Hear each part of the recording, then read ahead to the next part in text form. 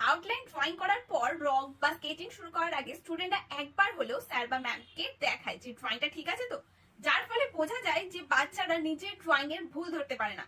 তো আজকের ভিডিওতে এমন 3টে সিক্রেটস বলবো যার ফলে বাচ্চারা খুব সহজেই তার নিজের ড্রয়িং এর মিস্টেকস খুঁজে সেটাকে ঠিক করতে পারবে। ফার্স্ট, মাস্টার কপি আর পেজটাকে পাশাপাশি রাখতে হবে, যার ফলে আমাদের চোখে বেশি ট্রাভেল করতে হবে না। কারণ ড্রয়িং যদি দূরে থাকে, যদি চোখে বেশি ট্রাভেল করতেই হয়, তাহলে ড্রয়িং কপি দেখে পেজে মার্ক করার আগেই আমাদের মাইন্ড থেকে সেই লাইনের সাইজটা বেরিয়ে যাবে।